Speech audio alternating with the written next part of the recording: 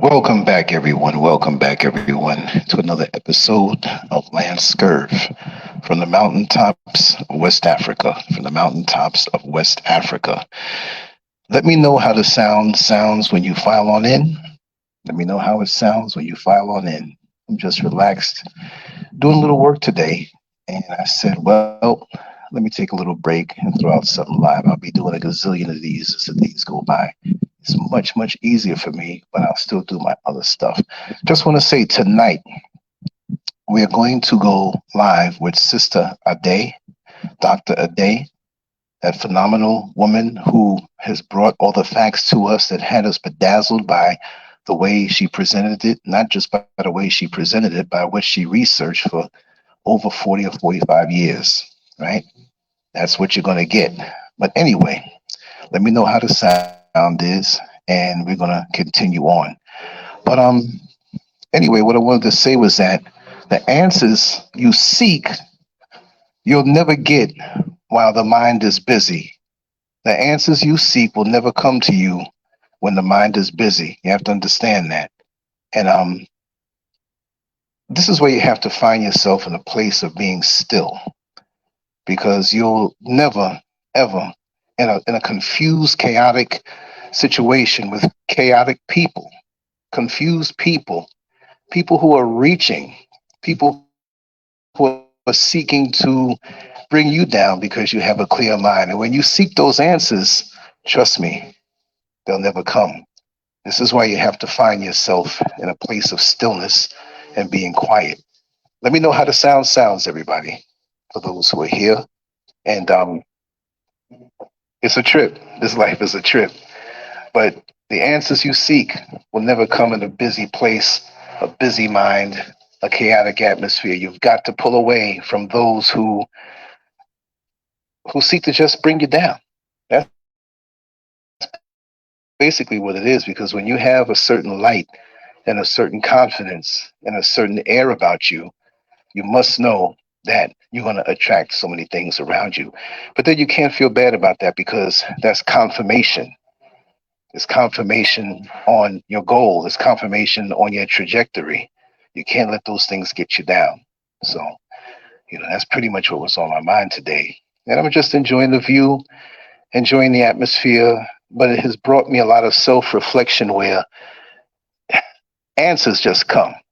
Like when you lose your keys and you can't find them, and you're stressing your brain, oh, I got to find these keys. I got to find these keys. Where are they? They're right there in front of you half the time, but you're thinking so hard as to where they can be. It's like they were right there all the time. The minute you say, you know what, I'm going to take a break from looking for these keys, and you lay down on the bed right there on the dresser next to the bed, you look at it right at you, and you're like, I done went in the garage, I done went upstairs in the attic, I went around the yard, I went around all the way around the house, I couldn't find my keys. This reminds me of the time when I had glasses, which I lost a pair. I need to go back and get some more glasses as much as I use my eyes. But I would look for my glasses, so caught up in what I was doing, I say, oh, I can't find my glasses. Where are they? Well, you know what? I tore the house down looking for the glasses, looking for the spectacles. And I stood in front of the mirror and looked in the mirror and saw the glasses flipped up on my forehead. I was like, heck no. Busy mind, too much sometime. And you can't flow the same way and achieve as much as you can when you're in that chaotic atmosphere. And you see a hell lot of people who can come to a nice, quiet place. They can go up in the mountains. And their mind is still chaotic. Their mind is confused. You've got to meditate. So many people are mentally, spiritually, and physically constipated with things that they haven't gotten out of the inside. You see what I mean? Just let me know how the sound sounds, Augustus. I see you there in the chat room.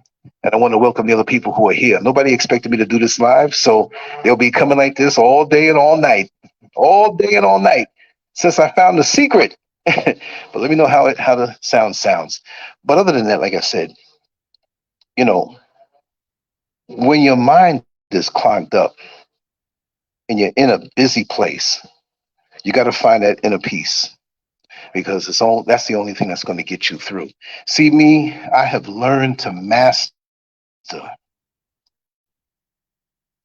that inner peace while in a chaotic atmosphere. And you can still have your answers come to you. You don't reach for them. That's the secret. You see, when you reach for the answers and try hard and force it, it won't come. But when you take your time and let it flow, don't bother it. Keep your mind open for it. Like, listen, okay, I trust the answer's going to come.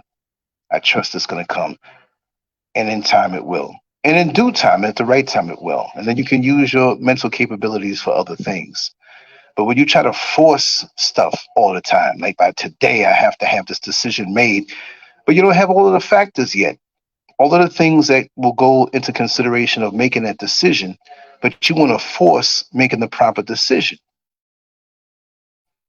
And lots of times when you go down to that car dealership and you have your mind made up on this particular make and model, but you didn't do any research, and you go there and purchase the vehicle later on, you're like, I should have waited. I should have waited those 2 or 3 weeks. It wasn't that long. Now I'm stuck with this thing, and pretty much you are when you finance it like that, unless you want to sell it for a steep discount and lose money if it's a brand new vehicle. You got to take time. You have to take time. There's no other way, and be still. So, it's funny because I have all kind of answers coming to me from my past that are so clear that years ago I pushed hard for, to try to understand, to try to grasp, and they never came. And I was frustrated. Like, why did this breakup happen? Why did this person act funny with me? You know, and then you think back, and you might be driving in your car, taking a walk with some headphones on, playing some music, and you're not even thinking about it. Maybe the song comes on and reminds you of the person that you were around, and it just comes to you because now you have more depth, you have more experience, and sometimes the deeper answers may come after years or maybe even decades. There's certain things that came to me years, decades later. I'm gonna be very open with you, right? I'll be very open with you, right? The members that I'm speaking about in my family are deceased and transitioned on. Um, I'll say have in the present tense, and I love him very much. I have an uncle, Uncle Ronnie, right? And he transitioned in 75. And it hurt me so much because that was when I was 12 years old and I loved him so much. It was either 75 or 76. I have to check. You know how sometimes you go by not the date, but the period in your life. So that particular period, 75 and 76, even though I was 12 and 13 years old, it was kind of a blur of joy. Oh man, 1976 was a great year for me. It was bliss from the time I would wake up until the time I went to sleep. So, at that particular point, before then, when we would go see Uncle Ronnie, he lived up in the Bronx and he worked for the Supreme Court of Jamaica. He had I forgot what the position was, but these pictures and all of these people, these judges and these politicians, and he was a big man in that, and he was well off, but he lived in the Bronx up in New York City, and he had several properties down in Jamaica. I think it was, and I don't know Jamaica like that, although I've been there 2 times, right? But Beverly Hills and some other places, he built these homes, and he was well to do, and he had a really great relationship with my father, and that's his brother, and we would always go over there. And he was always nice, always a gentleman. He was always gaseous though. I always remember him farting, right? And I would try not to laugh, but he was like, "Hey, I know you want to laugh. You heard that, right?" And I'm just start breaking out with laughing. Now, why am I telling you all this? It didn't hit me that Uncle Ronnie was gay until maybe 10 years ago. Not that it mattered to me, right? But he had a cousin that was there with him living. Now, what was the guy's name? Cousin so and so, we'd always call him. And they were always there. I never thought, like, don't they have any women? You know what I mean? And I'm not putting their stuff out, and I can't prove it, but I know it. I know it now. Nobody told me, but I know it. And he was there, and they were always there together, and shopping, coming back home. Like, I never thought about it, but it hit me. It hit me. He didn't have a wife to leave anything to. He didn't. So why am I saying all this? Why am I revealing all of this stuff, right? Well, like I said, things don't come to you sometime until long after. And you're not going to get answers if you try so hard at first. You know, you're not going to get answers if you try so hard at first. Yes, LinkedIn user, how are you? Augustus Brown is here. We have a few people in here. This was unexpected, and this is not going to be the longest because there'll probably be like 10 more before the day's over. But I wanted to give you uh, a kind of view of outside. You know, I'm not going to move this around, but that is live outside there, what you see. That's the view from my top floor bathroom window. There's the balcony in front of it. So it's a little higher than the one below. But it's very tranquil because when I wake up, before I do anything else, I use the restroom, of course, but then I kind of stand there by the window and I just think my thoughts, just let it come to me, like the instructions of what my day is going to be like. Like you see the banner, and I put my face there. Not an ego thing, but it's just a branding thing. But from what you can see, especially when the sun is coming from that direction right now, it's what is it, 3 o'clock, 2 o'clock? I don't know. But the sun comes over that mountain that you see in front of me. And it's a tranquil thing for me because once I wake up out of a deep sleep, I don't want to just jump up and just do. I lay there. I'll make sure to lay there an extra 30 minutes, 45 minutes, 15 minutes, if I have to, right? But lots of things have been coming to me these days because I'm in a whole completely different atmosphere. I'm still a New Yorker to the day I die, right? But the New York tension and the American tension is off of me. And now that the symbolic snow has melted, I see the curb and I see everything that was under that snow. For those who live up north, you'll understand what I'm talking about. You know, when you have that blanket of white snow that comes down and you see the sun on it, everything is smooth and nice. But when it melts, you begin to see the curb, the grass that's wet, the sidewalk that's there. And, you know, God forbid there's a dog that made something there and you step in it, all of a sudden you see this brown color, not to get too nasty, but you see what's there. And a busy mind is like that blanket of snow. A busy mind, a mind that's pushing for answers. Flow with it, try it. You know, it works. But you have to have that atmosphere either around you if you don't have all of the inner peace. But if you have the inner peace, then know that it will come to you. And so practice that. Have some time during the day, even if you live by yourself and you have no one around you. Don't think that you're automatically in a state of inner peace, you know, and having everything in order. Just turn the TV set off, get off the phone, make the phone where you can't make any sound, you mute it, and just be still. And don't purposely think anything. You're not using this time to think for answers. You're using this time to let things flow out of you and your mind can settle in.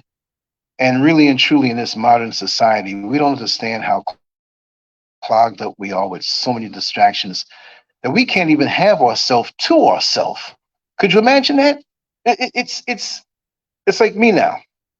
I prepared a private place in this home where it is like the ultimate privacy. Like I can, to show you how private it is, I can take all my clothes off and sit there at the table and I'm outside. No one can see me. No one can see what I'm doing. It's just me and the tops of the trees and pretty much a view like this, but I can't see the view because it's like so protected, and the sky on the same level, me in the heavens. So now I will be getting into the whole everyday having time to myself. Not that I'm saying I have to be away from Mrs. Scurv or anything like that, but to totally lock in a way where I'm oblivious and I don't want to know about time. I don't want to know about, you know, I'll be full of food, you know, I'll be rested, and I just want to go there with my mind. I open my mind up. Whatever song pops in my head, whatever questions that I have that are unanswered, it will flow and it will come to me because it's like a mental traffic jam. When you're pushing for answers, it's like, yo, I got to get to work. It's late. I got 3 more minutes to go to work. I only got 3 minutes to get there, and I should have been there 2 minutes ago. I got to hurry and punch in the clock before 4 minutes after. you're still not going to get there on time because it's clogged up. Relax. What I used to say sometimes when I was late going to work, I would say, well, it's 10 minutes to get there, and I'm not going to get there till 20 minutes, but I'm not late yet. Let's see what miracle can happen. And somehow, some way, because I relaxed, I got there on time. But when you tense up and think that you're going to tense up and, no way. It's not going to happen that way. So that inner peace, many people will try to portray that. And I'm not trying to get on my Christian brothers and sisters, but they with that automatic answer, how's everything, brother? How's everything, sister? Blessed and highly favored. Wait a second. You in the Walmart line, you didn't see me, but you on the phone complaining about how horrible your life is and how nasty your husband is and how your sister don't talk to you and how all this stuff. But you cover it up with this statement as opposed to getting deeper and going deeper into yourself, right? And taking this trash out, unearthing this stuff, getting it off of you so you can truly flow freely. Because let me tell you something, when you get in that place where and I'm not saying you're garbage, because I got garbage in me. You got garbage in you, just like we all have feces in us if we've been eating to get out of us and the toxins that are there in our system, right? So the bottom line is, until you get in that place, you will never be able to think at 100% capacity. And maybe in this world, we may not ever be at 100% capacity. Maybe the highest at certain points will be 89%, depending on ourselves and our environment, or maybe 75% if you're coming off detox and off of drugs. So your ceiling might be 75% of what it could be. And then when you remain clean for the next couple of months to go to 80 and 89, and you can go higher. We all can go higher because not only is our body self-healing, but our spirit, our emotions, but we're walking around with jacked up emotions and we don't get the answers. So what do? We play the blame game because now we can't accept ourselves being at fault for the state of mind that we're in. So we start blaming everybody else, but that does nothing to heal us, does it? So we got to take accountability. I'm not saying that you cannot ever be a victim, but oftentimes when you are a victim, there's a certain percentage of accountability that you have in a situation. I mean, that's just, unless it's just something outright where you were minding your business and somebody walked up to you and punched you in the face. I can't say that you had anything to do with that happening. You see what I mean? But there are situations that we help to escalate, even though we know we should walk away from it. And then when something bad happens to us, we want to cry victim. You keep poking the bear. See, there's some people who keep poking the bear and then come to you crying and tell you the story in a way that they see themselves as a victim. I don't know how I got all of this, but this is how it is. You know what I mean? So let me check in the chat room here because I'm walking around all free. Yes, Kwame. It's a beautiful thing. That's right. Let me just look up on this. Oh, it is. This is Africa, y'all. What you see next to you, and it's the back of my property. You can see the top rail. You can see what I see every day. And there's a lot of sites around here. And I'm at peace. Let me tell you something. What I learned about myself, you all know I'm a city boy, right? I ain't no boy. I don't want no one of them people. Hey, boy, it ain't gonna happen. I'm just saying it as a figure of speech. I'm a grown man, right? Figure of speech. I'm a city boy. Born and raised in New York City, 38 and a half years, and had more experiences than people that live 5 times worth most people, right? And I have so much to share, so many anecdotes and different things. But let me tell you something. When I first moved out here to Accra, right? Which I'm in an undisclosed location up in the mountains, not too far. Like this is my bad cave, but it's not too far. I was enjoying city life in Accra, and I still do. But since coming here, it's a shift that happened to me. And the times that I do have to go into the city to take care of business, which Mr. SCURV grows us stuff and everything like that. But there's certain things that I'm going to go down there. It's not like we make our own ketchup, okay? It's not like we make our own mustard or whatever. We have teas and different things we dry out. But for the most part, there's still things that I want, kind of conveniently packaged until that time comes when we totally, get off. And what I've learned about myself is that I don't enjoy it as much. When I'm down there, I see it, I look at it, I vibe, and I will be going down on a regular basis to get footage and vibe with people. But I find myself saying to them, I can't wait to go home. And then sometimes the thought of going down there, I'm like, I don't want to go.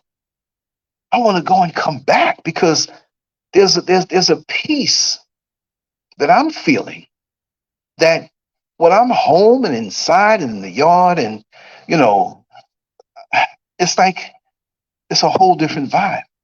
And this is new to me. But I knew it was going to be this way, but I didn't know it was going to hit me this hard. So I can't say I'm a country boy, but I'm a modified city boy, right? I'm a modified New Yorker who, if you drop me in Midtown Manhattan at the busiest of times, whether it's the morning rush hour, the evening rush hour, or most restaurants would say the lunchtime rush, that lunch rush where all these people from these buildings up above, they flood down to the streets or deliveries are being made. You can drop me there and I won't flinch because I have that gear in me. But see, what I realized about myself, that even when I was living in New York City, all those years, the 38 and a half out of my 60 years of being on this earth, I had an inner peace from very young, from very, very young. And I would walk through Manhattan, all over Brooklyn, Queens, Staten Island, the Bronx, Jersey City, other places I'd find myself because I was very adventurous by myself. Oh, I had friends, but long before we all started hanging out, I was already like on my own little mission to sample what was out there. Of course, you hear some of my wildest stories, and I'll leave those where they are. I'll tell some stories at another time. But when I look back, there was this centeredness that I had, and I say it in past tense. Not that I ever lost it. It was reduced for a time as I got involved in certain relationships and around certain people, but I always had it. It was always there close by on the shelf where I could reach out, you see? And it was a beautiful thing. And then, not that I lost it and got it back, but it has been increased. Even long before I came out here, when I knew that I had to leave America, right? When it hit me, like I tried it all out. I can't. Like when somebody says, well, listen, let's go to the restaurant, but I want you to try something new. And you're like, listen, I want to get the same old favorite thing that I have, that I always get. And they say, no, come on, you never know, right? Now, either one of two things can happen, which has happened pretty much to all of us, and let me explain. Either it's taking a bite from somebody's plate to give you a bite, try this out, or they make you get a whole new plate, which you don't want to commit to as far as paying for because you don't know if you're going to like the thing or not, right? So say you do get that plate, or maybe they give you a portion. Let's just make it nicer. They give you a portion of what is on their plate. So either you say, okay, you're chewing it, everybody's looking at you to see the response, and you're going to be honest.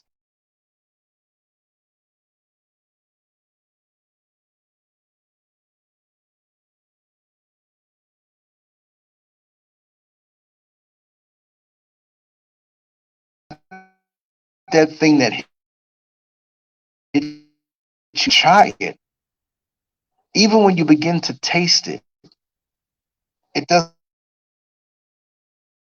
hit you yet that this is something so good to your taste buds and your whole sensory experience.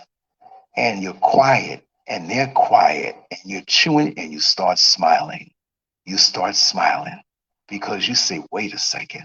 I've come here to this restaurant with you time and time again. But guess what? I never wanted to sample it. It didn't look right to me, but this thing is good. Let me order some and let me order some to take home. And probably for the next 2 weeks, I'm exaggerating for you, but for me, I'm a fanatic. It's like the first time I had sushi back in 1984, and I believe it was September or October. It was the fall and fall weather. And a bunch of us were supposed to go to the east side of the Greenwich Village. I was 21 years old, 21 and a half, and get this sushi. And so I said, I'll come with you, but I don't think so. It never did anything. The way it looks, I'm not saying it's nasty, but it looked like candy. Like it was always wrapped up in seaweed, these colorful, whatever. I didn't know whether it's going to be salty or sugary or what. So I said, we all going. So it was going to be like 10 of us from the gym. And back then, I was training at a place called Natural Physique Center on 4th Avenue and 11th Street. It's long gone now. Bob Fuchs, the owner, and his wife, Nicole Bass, they've transitioned a while ago. And on a footnote, Nicole Bass was that very muscular wrestler that talked like a man because she was on so much steroids. Hey, it is what it is. And she talked, and they made fun of her on Living Color. I knew her personally. I knew her before she even started going to the gym, because when she came to the gym to look inside to see what was going on, me and my friend Mike Scott was sitting out there eating pineapple out the can, and she walked up to us.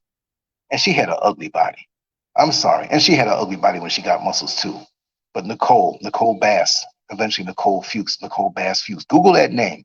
Nicole Bass Fuchs and Nicole Bass, and you'll see who it is. I ran into, I knew a lot of famous people, semi-famous underground type stuff, but it was there that I was training, and a bunch of us were going to go. I said, reluctantly, I was like, okay, I'll go this one time. You all always go out every Friday night to eat this sushi, and you're telling me to come. All you'll want me to do is come there so I can tell jokes, because I was always a clown. So, yo, man, you make fun of people and you make us laugh. Come on, man, we need you there. I said, okay. But the food's nasty. I'm cussing y'all out. So anyway, we went there, and come to find out, the 8 other people didn't show up. We were supposed to meet at the gym. Some were already at the gym and had to leave. So it was just me and one other person, a young lady named Donna Colelli, Italian chick, right? Nothing was going on, but we were cool. She was tomboyish, but she was a straight white woman. So she's like, Lance, it looks like me and you. I said, okay, we'll go. And we walked over. It was a long walk deep into East Village.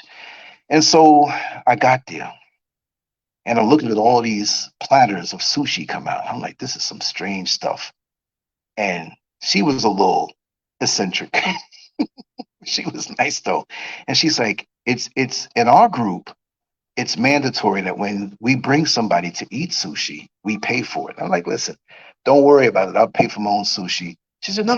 It's our tradition. We can't break it. I said, it would have been easier if the other 8 people were here. You could split it up. I mean, it was only, but so much money anyway. It wasn't an all-you-can-eat joint, but they had a variety, a platter.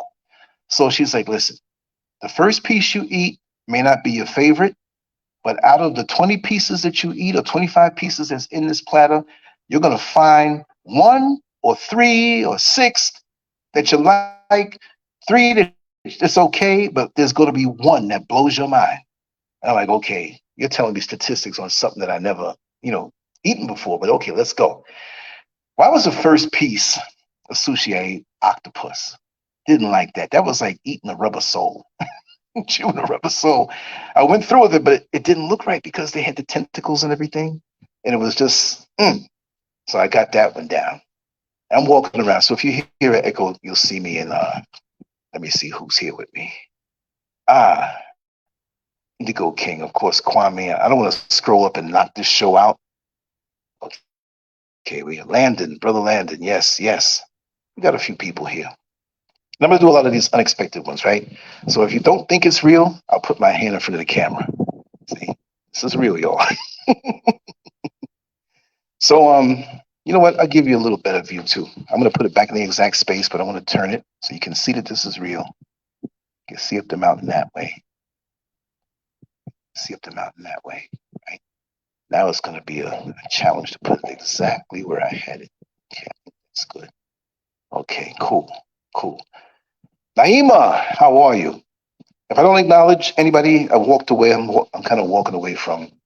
This is on my mobile, my phone. And I want to have a setup where everything can come clear. We can come outside on the balcony and get real good, clear stuff.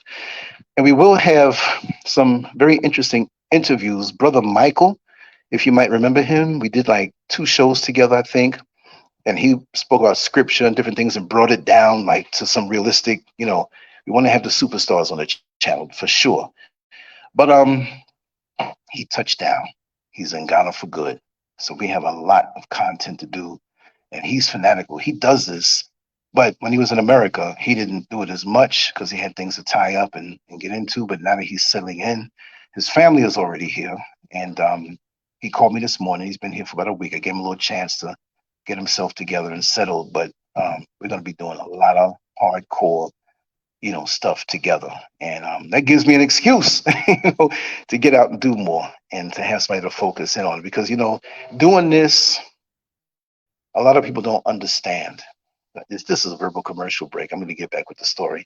But doing this, a lot of folks culturally don't understand because I'm going to be perpetually, in their eyes of those who don't know me, a perpetual tourist. I stick out.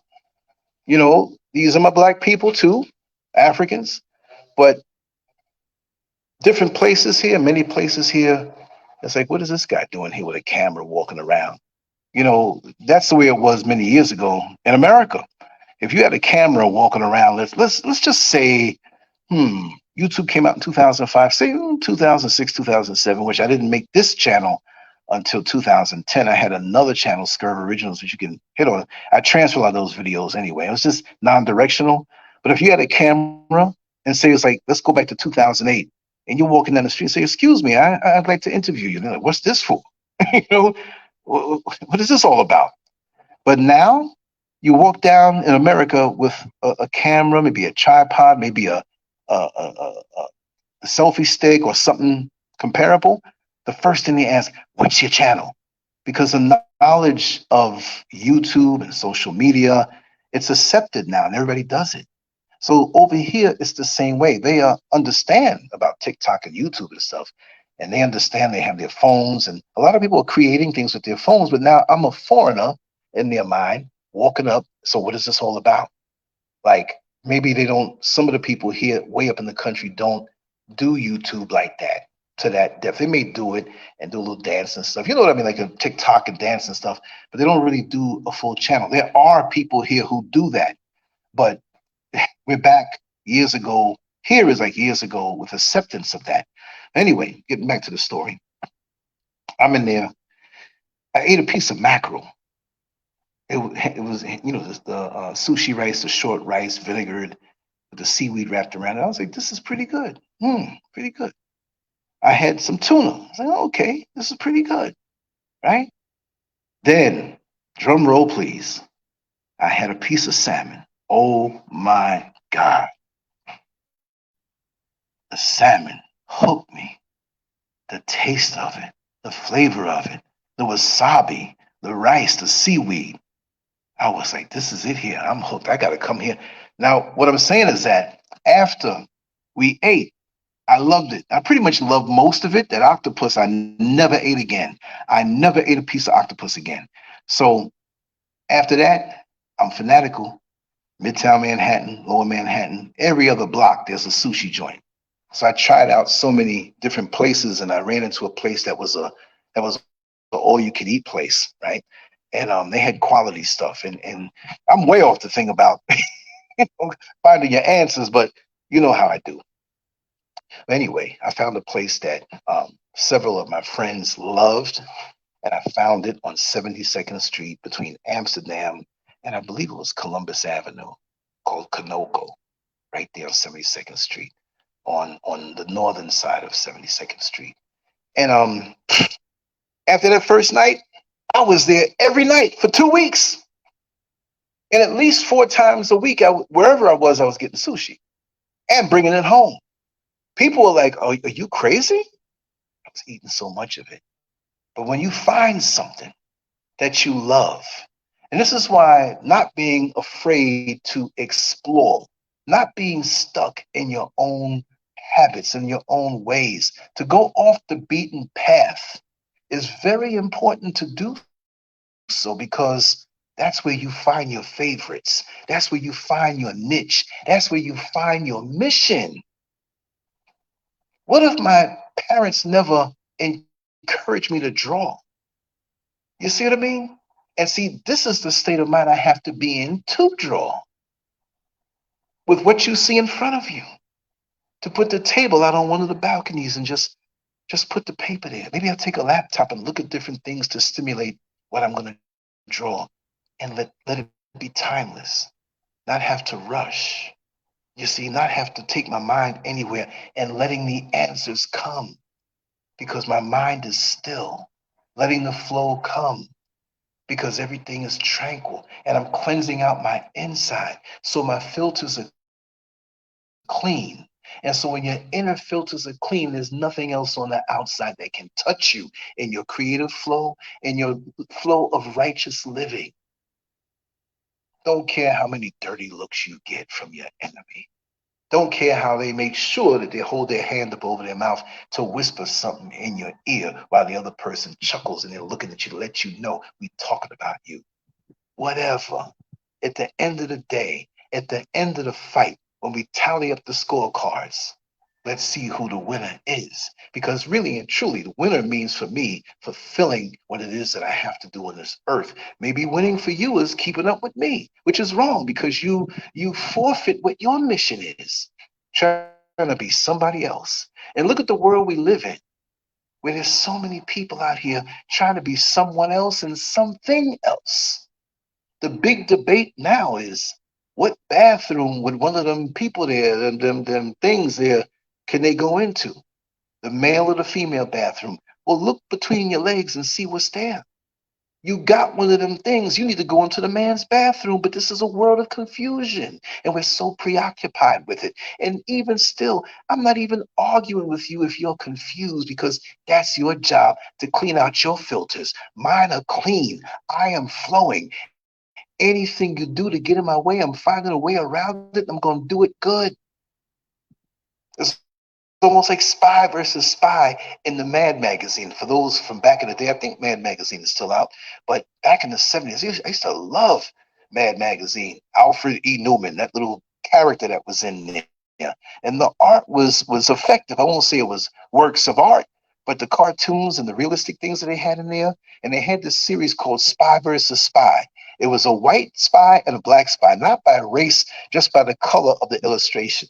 One had a black outfit, one had a white outfit. I need to look back at some of those and see if there were any racial undertones in that.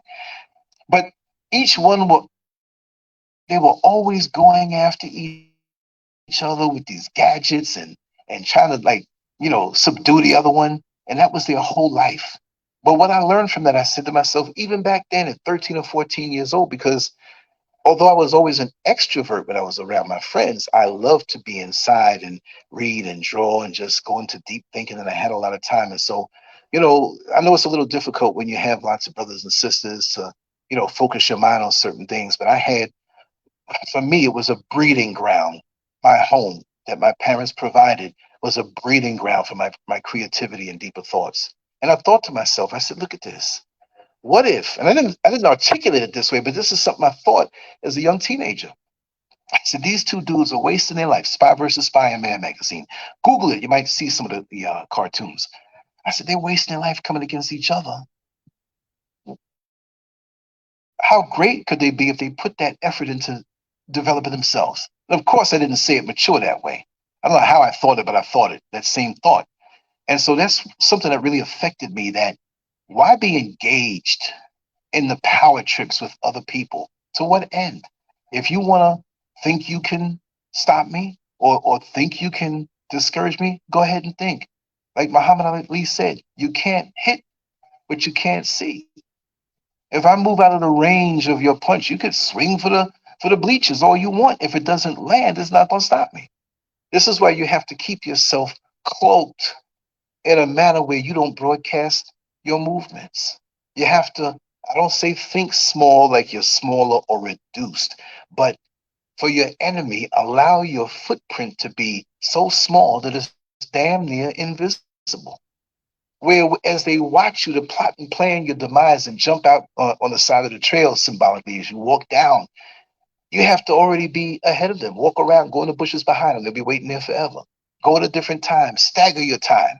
Be in the house for a whole week and don't cut your lights on unless you have to at night. And sometimes you're somewhere in another country videotaping, you come back and chill for a while, then you put it up. I'll be doing a lot of that because I never broadcast my traveling. You know what I mean? Safety reasons out here. You never know who knows who and what can happen. So, you know, at the end of the day, it really comes down to, were you effective? Were you effective in your performance for that day? That's the only thing that concerns me. Now, I concern myself with my family, my inner circle, my home, more so than house. It's about home because house means nothing if it's not a home. But the things that are near and dear to me, all the other ego stuff, you can have it. Because at the end of the day, the primping and posing and all of that stuff doesn't matter. Am I effective in doing what it is that I'm supposed to do on this earth while I'm here? There's a great level of fulfillment that comes with that. It's a natural high. If I was only a bricklayer and I was the best bricklayer because I applied myself and I have a reputation of being the best bricklayer, and people come to me like, listen, we got 10 other bricklayers that want to do a job, but we want you to do it because you do it the best. You might be a cook, a chef in a restaurant. You do it the best. You might be a maintenance man in a school overnight doing the floors and emptying, whatever, and you do it the best. Now, that may not be your ultimate goal, but whatever you do it the best. So they realize it's not about what you do, it's your attitude as it applies to anything that you do. Not that you're a stuck up perfectionist, but you seek perfection in everything you do, knowing you're not going to be perfect, but you can perfect. And so this is what I'm on, producing what I produce and many other levels. There are new endeavors that I'm doing right now, but I'm going to plant the seed and let it grow a little bit before I reveal it to the world. It's a beautiful thing. See? So that's where I'm coming from. But it's only going to come from a mind that is not filled with chaos, because you'll have people whispering in your ear to try to get your thought patterns off where you're not effective. They'll drop a little sugar in your gas tank. You try to start your car up, now you done messed up your fuel lines and everything because you opened your gas tank, you opened your mind to people who had no good intention for you. But the beautiful part is they may have dumped the sugar in the gas tank and messed up your engine, but you know never again to let them near you to your vehicle, which I'm saying is your mind, to throw you off. That's the way you stay perpetually motivated no matter what comes up against you. You have to, and you have to protect that. So, on a cerebral level, everything else you have to protect. But more so than anything else, what you filter out of your mind and keeping those filters clean. Because people will throw things at you, to the point where you're fighting off what people are throwing at you, and you can't even have your own thoughts to yourself. Get away from that chaos. Get away from that spirit. Because remember, look, if a person stuck their finger in the electrical socket, okay, check this out, and they're standing over there, it ain't gonna shock you. But if there's somebody else that touches them, and you think, well, if I hold this person's hand, for what reason? Which is just think about holding somebody's hand. That's a weird scenario, but I'm just trying to prove a point. And you hold their hand, you say, well, I'm holding their hand. They have nothing to do with the person who's sticking their finger in the electrical socket. Well, guess what?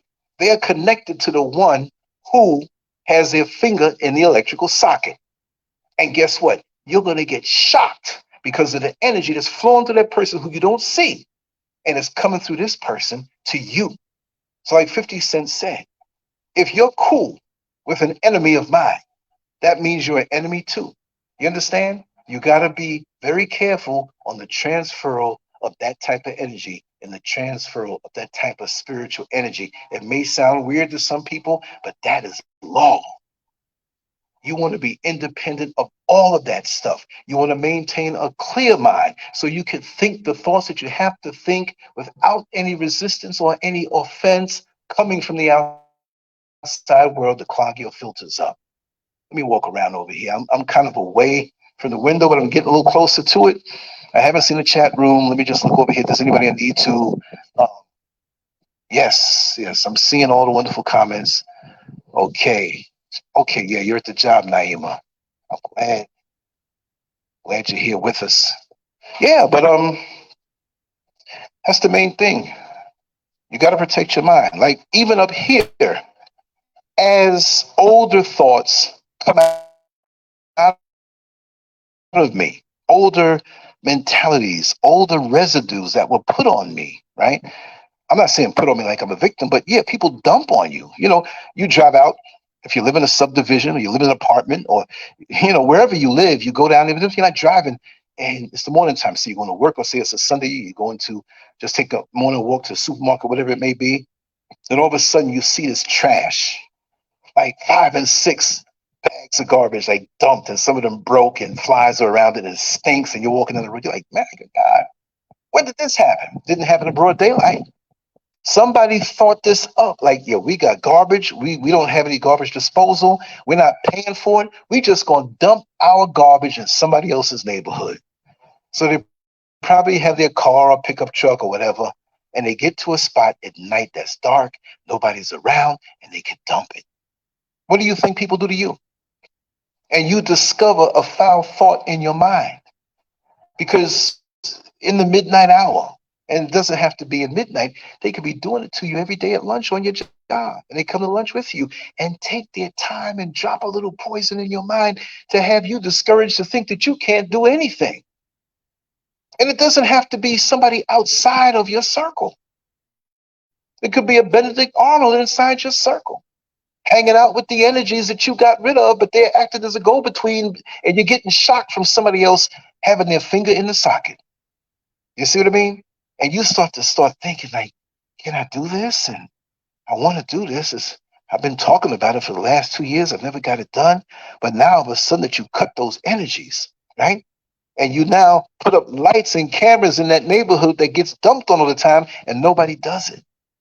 So you have to surveil your own mind. And when you run across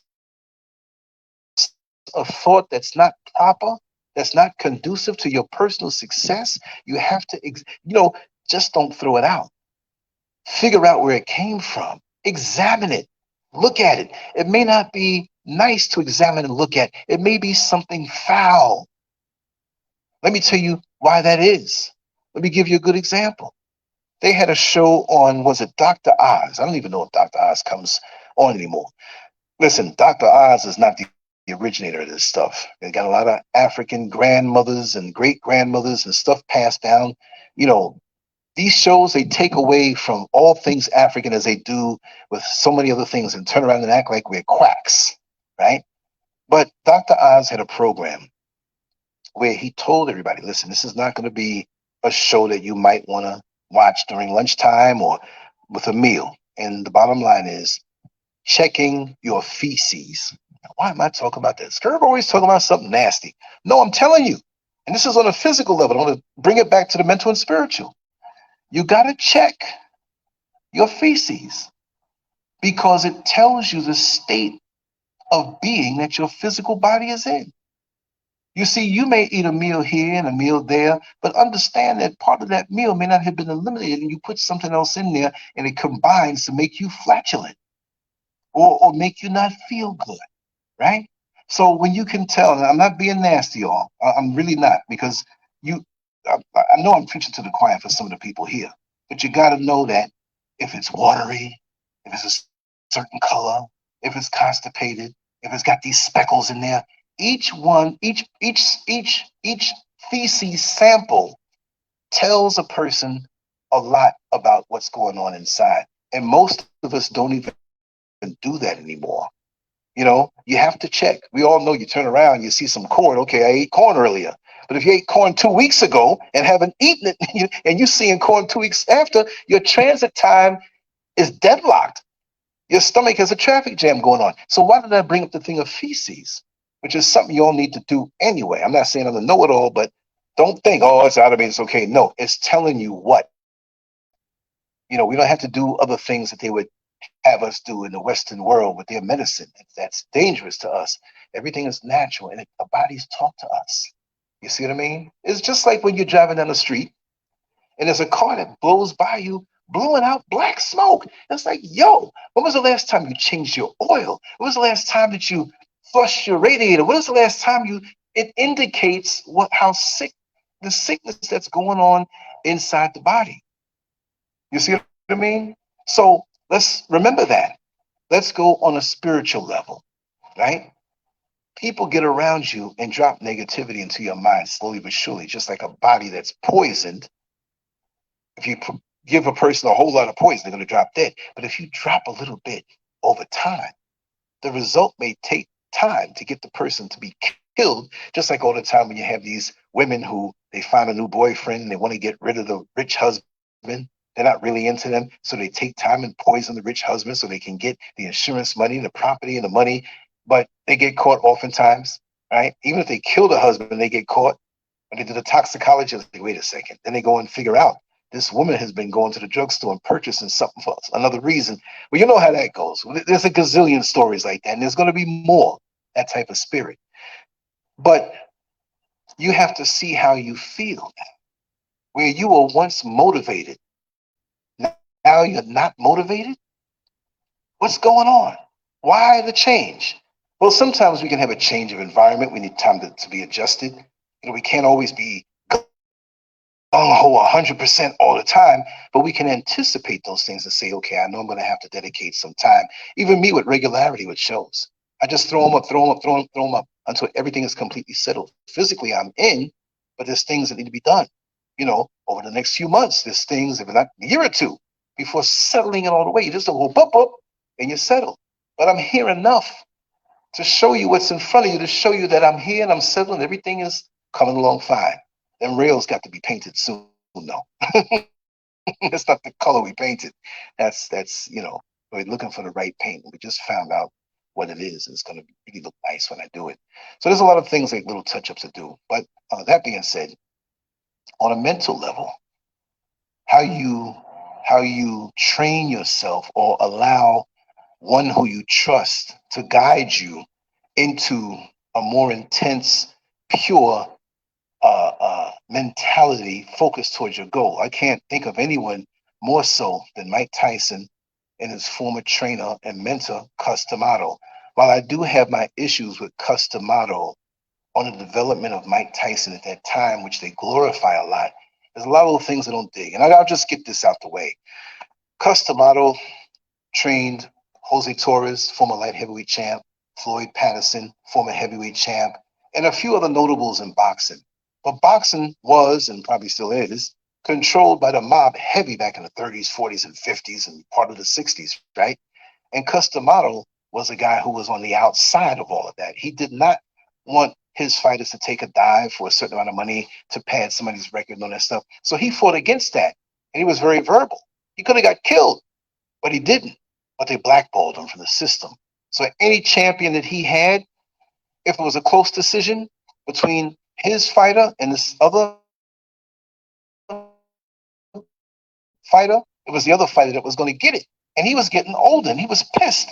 And he was like, I'm getting revenge on y'all, right? So when he saw Mike Tyson and the potential that he had, even though he was short for a heavyweight, 5'10", I mean, they say 5'11 and a half, me and him are the same size. So I'm like, man, I look at guys that are taller. I'm saying, how did Mike Tyson do this? It's with timing and everything. But he took him under his wing and reprogrammed him mentally to be the most destructive, focused, disciplined fighting machine that has been seen in a long time.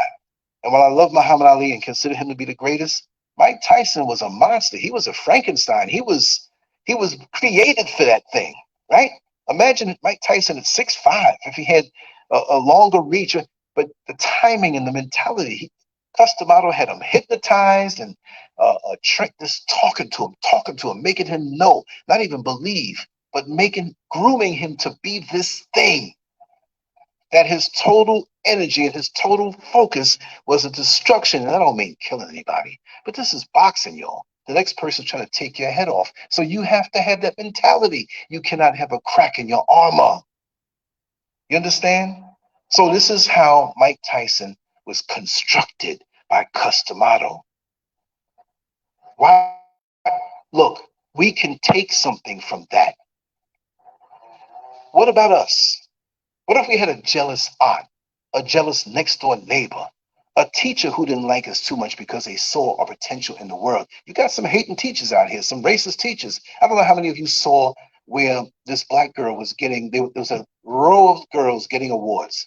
And this white woman stepped past the black young lady and gave the award to the next. Everybody was getting this medal, hung around their neck, and they skipped past her. You see what I mean? So you have people who are in positions where you think you can trust them, but deep down you can't.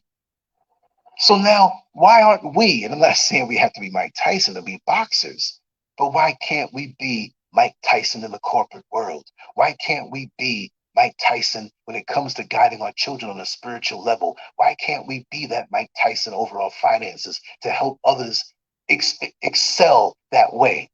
We look out for each other that way. Why can't we be that? Something so focused, something so trained mentally, spiritually, physically for a purpose. And yes, we do have multiple purposes in our life. But that one thing that every time I come in that ring, the ring could mean anything in any area of that life. But I have pumped myself up, not pumped up in a fake way, but never wasted a moment with the positivity that I have. So me being up here in the mountains, which behind that view, if you can see the view behind that mountain and how far and how high up we are, this is like a bowl, what you see. The back of my house, it goes down, comes up, and that's it. But if you were to see how high we are, you realize that we're up in the clouds, right? So with this atmosphere, isolation, like when Mike Tyson was up in Catskills and all they had to do was focus on the training. Okay, you're going to be up at the crack of dawn, you're going to do your road work, you're going to get a little breakfast and take a little nap, you're going to get up and go do some sparring. Oh, you're going to work the bags now, you're going to skip your rope. Boom, it's 8 o'clock, get to bed. No riffraff, total mental training. And so we can administer this thing to ourselves. We don't even need a custom model, but we have to know that we can restructure our day where we dedicate a certain amount of our day to accomplishing things. You see what I mean? And we could be great, we could be mighty, but too many of us have other people who don't feel that they can achieve something. And they want to make you feel the same way too, because misery does love company. They will see your potential and scoff at it and make it their mission to slow you down. See? So we have that responsibility to ourselves to filter through what comes to us, filter through what energies are around us, because you can feel it. If you're clean within yourself, you can feel what's around you, but you can also put up that shield where it cannot permeate your mindset. That when you see their attempts to come at you, you get more determined. Okay, you're going to stop me from this one thing? I'm doing 5. You're going to block me in this one lane? I'm going to create multiple lanes that you look like a fool because you're wasting your time. You can't stop me. And see, in this oppressive world that we're in, we can't stop talking about that.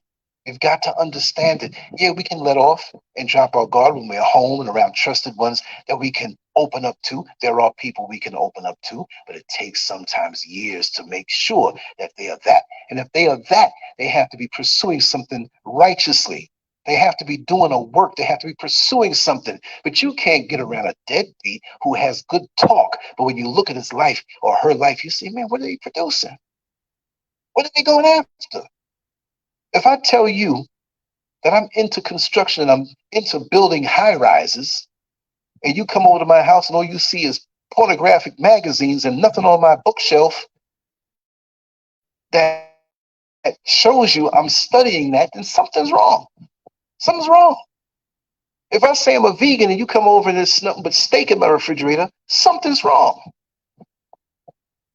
If I say I'm a straight man looking for a woman, but you come over my house and you see nothing but garter belts and stockings and size 12 pumps, brother, there's something going on behind closed doors. You're not all that you're trying to say to it, what you are. You see what I mean? Excuse me for the weird analogies, but that's just the way it is. I'm walking around, so let me check. Ah, yes. All right. Chat room is kind of stuck, meaning that not many people are talking as much, which means that you're interested in what I'm saying or you fell asleep because I'm boring you. I don't know. Hopefully it's not the latter. But it is a beautiful day out here. And next time I'll face the camera on the other side where the sun is going down. Not yet. I'm only 4 hours ahead of the East Coast. So that works out for me too, especially when I do like morning stuff, which I'm going to be doing it a lot. If I do something at 12 noon, that's out there 8 o'clock in the morning, East Coast. So I do something 10 o'clock for me at 6 o'clock, you know. And you know me, I'll go all night. I'll pre-record something, go to sleep in a second. But be careful, everybody. Be careful with the sensitive sides. And I'm not trying to say that you're weak when I say sensitive sides. All I'm saying is that, we have the sides that we have to have protected. Look, none of us ain't no Superman. Because I know 99% of the men that I know, you kick them between the legs, you're going to drop them. I don't care if you're 4'11", 80 pounds of a woman. You kick a man just right, he can be 6'7", no fat on his body, all muscle, he's dropping. So we all have parts of us that we have to protect, not just physically, but mentally and spiritually, especially when we're developing into who we're going to be. Maturity. We get to a certain age, we should be at a certain place already. If you're not there, there's something wrong. There's something that's been holding you back. You didn't have that Mike Tyson atmosphere to bring you into, that's destiny.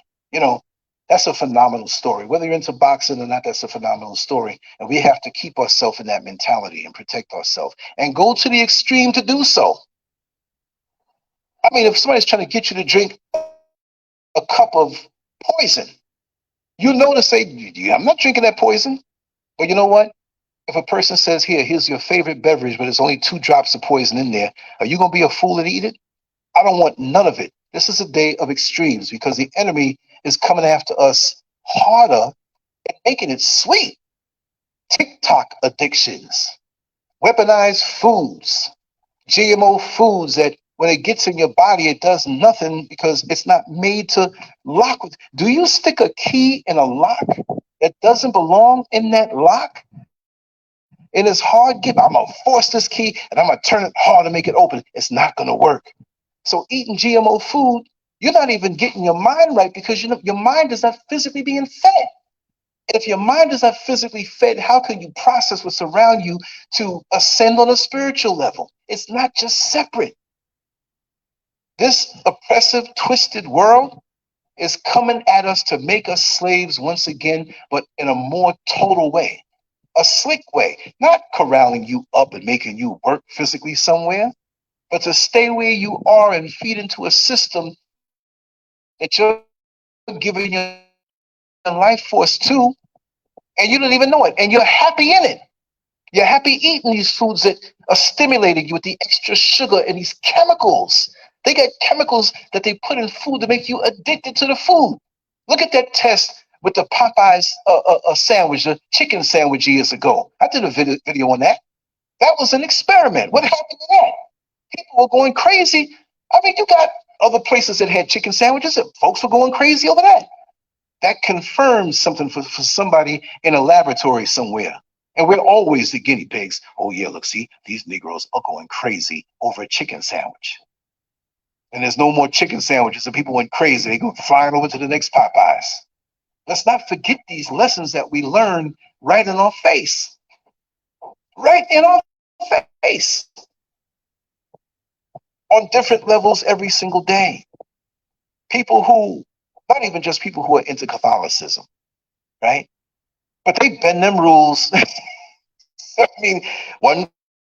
One day it's okay to do this, and the next day it's not okay to do. Every imaginable sin is okay in church. The pastors, they can't say what they want to say because of that status that they have. They want to keep that money flowing in, so they have to let everything in. But you must quell somebody's voice who's not afraid to say what it is. And the more you can get out of the system is the more you have free reign to speak. But they won't let you on their platform saying what you have to say because they don't want you to stimulate people's minds. They don't want people to wake up to what's going on. Being blinded is sweet in this world. And there's some people who know better, who gave up. They know better. This life is a quick journey, y'all. I can't believe I'm 60 years old, but the energy inside of me is not worn down. It's not beat down because I protect it. I protect myself that way. Just like boxing, you must protect yourself at all times. The answers you seek will never come to you with a busy mind. It only comes to you when your mind is still. How many places in your day can you find that are still, right? I mean, like, okay, on the physical level, how many places can you go to where there's a stillness in that atmosphere, aside from the toilet bowl, y'all? And oftentimes, by the time your butt thing yet, they're trying to get me up out of here. Damn, I can't have no peace in the bathroom. How many places can you go to in your daily? Now, hopefully, you can say home. Whatever home may be. Home don't have to be house. It could be apartment. It could be room. It could be under a tree or an alleyway. And I have to say, some of the homeless people that I've met while driving a bus in Orlando, Florida, a lot of them have so much peace of mind, and they living next to a dumpster behind some restaurant.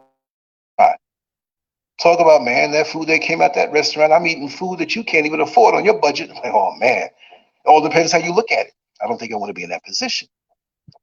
But where can you go, really and truly, where there's a stillness in your day that brings you to a place of peace, where you can operate on yourself daily without interruption, to bring your mind to a place of peace and stillness where the answers can come to you? Because plants and trees ain't the only ones getting downloads. Out there, I'm looking at some palm trees. I'm looking at some trees on the other side of the house now. I got the phone facing toward the back, but I'm looking out the side window, man. It's a beautiful sight. And the sun's rays are hitting directly at the plants, and the leaves are catching the rays and going down into the trunk, and the roots are pulling up nutrients from the bottom. It's a beautiful thing, and then there's fruits on them trees. So what fruits are we getting in our mind and in our life from within if we're not connected to the overall thing? This is what the biggest thing you see Bill Gates talking about, I'm blocking the sun. See, if he was really smart, he wouldn't say anything, because you know that man don't like us. But he can't help it so much because he knows the sun benefits us. What are we going to have to do? Pay for like sun rays one day? Well, if you want sun rays to come through, we'll unblock it and you pay us. Yeah, because it benefits us. We can.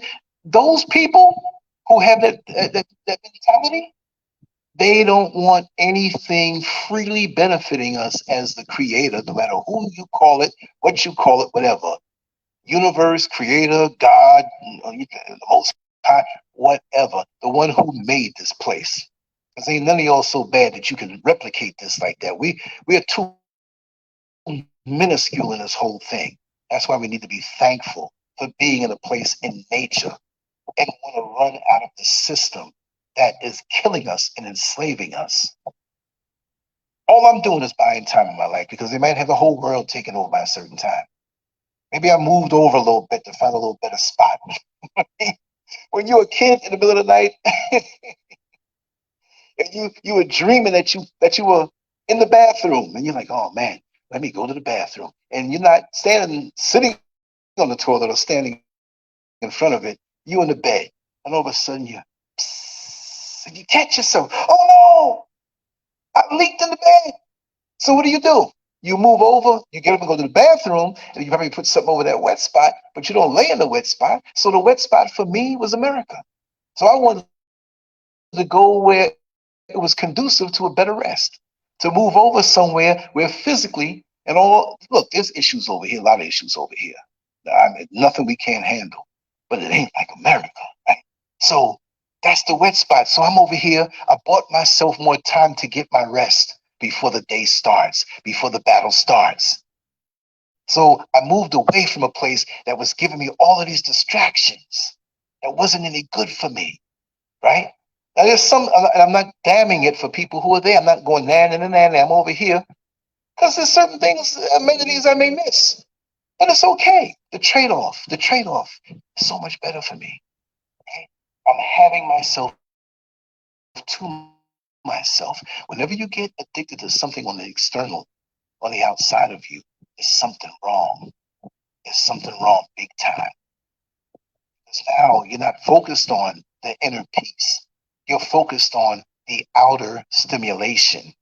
And so when somebody threatens to take that external stimulation away from you, you will pay whatever it takes to keep it coming to you as a supply. But if you disconnect your desires from that and seek out desires and pursuits that are conducive to your peace, no one can control you because you don't need them. You see what I mean? When you're self-sufficient and you realize that you have the answer to everything on the inside, you're good. See, when a chicken is in the form of an egg, everything inside that egg is there for them.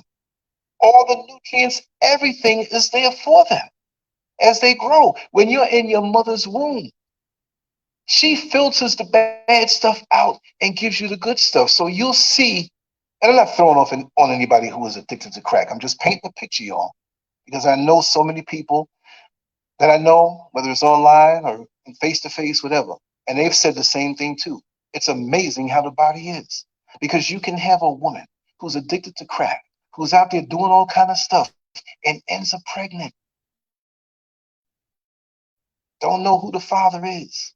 She might have some physical issues because of diseases that she's had that she didn't pass on to the child. But even the bad food that she ate, the human body acted as a filter and strained out the bad stuff and gave the baby the good stuff. You see what I mean? So this is the kind of system that we're in. Your water can be contaminated. That comes down at the root of a tree, but that tree filters out all bad things, and the coconut water that you drink will always be pure. That moisture in the apple will always be pure. Place ourselves properly, that no matter what's around us, we will still come out shining and bright and healthy, just like the next person who is in a perfect environment for their own growth. So never give up no matter where you are. If you can think it, you can achieve it. It's there for you. Always never give up. And that's my thing. I've had things thrown at me that people are like, he ain't going to make it to this one. He's going to stop doing what he's doing now. And they can't understand. Why is it and how is it I can keep going on?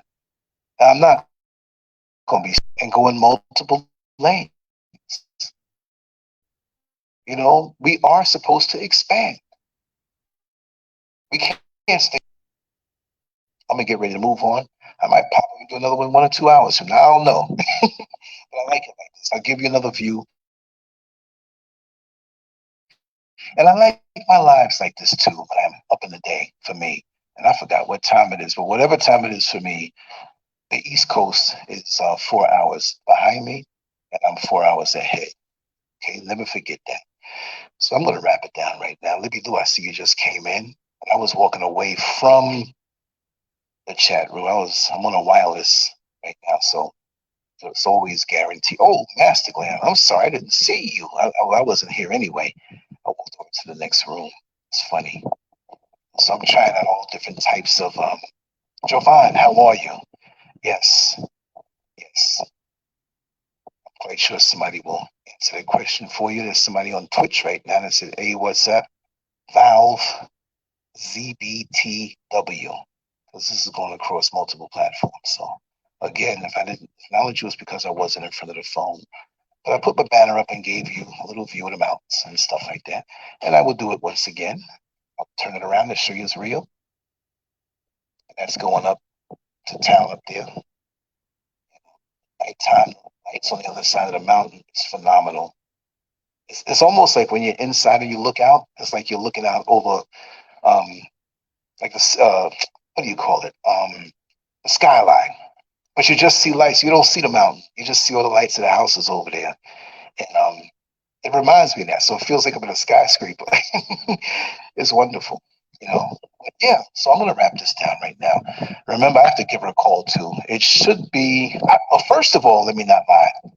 It may not be live. It might be recorded if she wants to be recorded. I'm just giving you the heads up that we're going to be doing it, and I'm going to encourage her that we go live. You know what I mean? But she's going to lecture now, so she might not be vibing back and forth and everything. She has a certain amount of information. I'm talking about Dr. Ade. which we know her name is a little longer. I just say a day, just to keep it simple.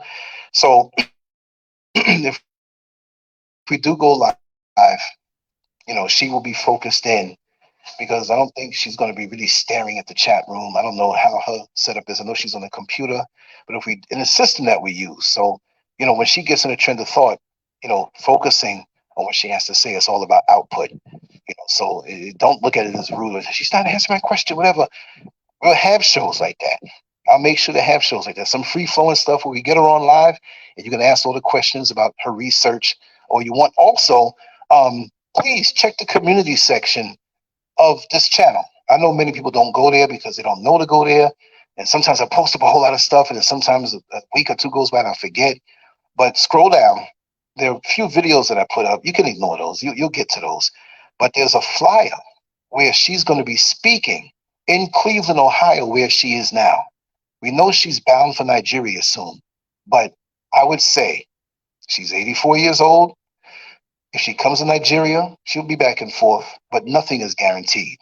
So if you're in the Cleveland area, you want to go there and meet her in person not because she's doing this to be greatly acknowledged by the world. It would be nice if she could be. Look, we got a Cardi B. How the hell we know about what has Cardi B done? Except be pushed by what they call the Illuminati, whatever system that is to control our minds with filth, right? But we have a Dr. Ade, who has taken all of these decades to on her own dime and never got acknowledged for anything. Yeah, she did her thing in Liberia for many years and did stuff, but she is one of those people that we need to be, acknowledging. She should be flown all over the world to speak.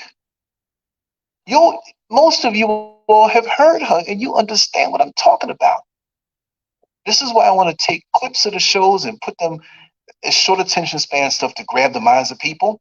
I have to do that because we're being turned into zombies. We're being turned into zombies where we can't, we have the attention span of a daggone goldfish. And hopefully that will lead the youth into wanting to dig a little bit deeper because we know them people ain't going to push a Dr. Ade that has researched truth that goes against the lies put out here about us. Because whether you know it or not, we are being erased out of history. The actual history we can never be erased out of, but to retain the knowledge of what we have accomplished and how everything has come from us is being reduced. I saw something on Cleopatra the other day online, and it was the face of a European woman. And nobody had a problem with that. Can I go up into, I don't even want to say the name. I'm not scared, but they got their little algorithms and stuff. The people that Kanye West had an issue with. Can I go up in their places of worship or where they guard their history, which how much of it is ours anyway? Because what they claim, we are that already. You understand? So can I go up in their place and change the imagery of what they say their history is? Right? Can I go to China and change the imagery of what they say their gods are? So why are we so easy to let somebody else come up and change what we have and we accept it because some white man went down in Africa and found something and shot the nose off or changed it around slowly but surely and take it as their own? Like this one person in one of the comment sections on one of my shorts. I've been doing a lot of shorts. And he said, yeah, you're going back to some, what did he say? He said something to the meaning about what we're going to be eating grubs. And come on, man. See, that's the sickness coming out because the truth is coming out.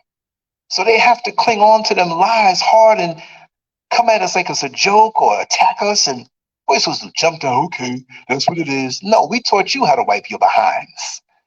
We taught you how to a civilization where you were up there. You talking about eating grubs? What will you eat in a place where there's no damn vegetation except the evergreen? You all were eating meat and like it rare and raw. That's a beast. And you want to come at us like that. And as far as eating things, eating grubs, hey, cannibalism, y'all were eating each other. And as a matter of fact, you weren't just cooking and eating each other. You were beating up your women and going back in the caves with the next man and eating each other, if you know what I mean. Y'all just didn't have a stolen rainbow to represent you at that time. All of that stuff. So you want to come and this is the food basket of the world. I mean, you what? The joke I always tell. I was on the highway one time down here, and we were heading up to the Volta region. And I said, "Listen, driver, I gotta go real bad. I gotta take a leak." So I went between two trees, right? And I turned around, turned my back. Nobody could see what I'm doing. And so I let it off so good. It was so much that came out. I had to go so bad, so bad, so bad. You know, as a man or as a woman, right? When you do that and nobody's watching you and you're outside doing it, you got to sit there for at least 15 seconds. You're like feeling totally expelled, like, it's good. So I zipped up, got back in the van, and we went to the Volta region. And I think we came back 3 days later. Don't you know that this is a joke, y'all? Don't you know that the land here in the motherland is so fertile that as we drove on the other side of the highway, and I looked between them two trees, there was a tree that grew already that looked just like me. I'm just joking, y'all. Where I peed, a tree grew up and looked like me. I'm just saying that. But it's damn near close to that. You spit out your watermelon seeds, watermelons to come. You whatever. You know what I mean? So it's a beautiful thing. So I just wanted to share this little bit of time on my little break. I'm gonna do a little more work before the sun goes down and take a little walk up into town and deal with the people. And it's a wonderful thing. I also have to say this also. It was last week. They have in some places the open sewers, right? So I'm walking and it's dark. It's not dark, dark. It's busy dark. Like it's like maybe 6:30, 7 o'clock. People are all out selling their stuff still. So I see where the open gutters were, but I was so intoxicated by what was going on around me as far how everything was busy. And I haven't learned tree yet. I'm picking up on a few words and stuff, but I was just enjoying the atmosphere of us. It didn't have to be fancy. It did, but how organic it is. And I know I'm going to get stares because I'm a Bruni. I'm a foreigner to them. Many of them who see that, but then when they understand and talk to me, they understand that I'm home. So I'm walking, looking around, and there was a part of the open gutter where the street was dug out more because they were doing some type of construction work, but didn't put up anything to say, hey, don't walk this way. So I'm looking everywhere else, and all of a sudden I start to make the descent down into the hole. Now the hole was probably like about maybe 3.5 feet deep, but I scraped up my legs, busted up my knees, scraped up my finger, but I caught myself. And I know when you fall, you don't get up to move right away because you twisted your back or something. You stay there and you do a gut check, like, okay, I'm alive. Let me move this part, let me move that part. And so I could feel the blood coming down. Nothing deep was gushing out, but dripping down my leg in different parts. It was hurting. I stayed there. Wouldn't you believe there 5 people who were around me? Oh, my brother. Oh, my brother. Let me help you. And there were 2 females. There's 5 of them. 2 females and 3 brothers. And and I didn't really need the help like I was somebody who was extremely elderly who had my hip cracked or something.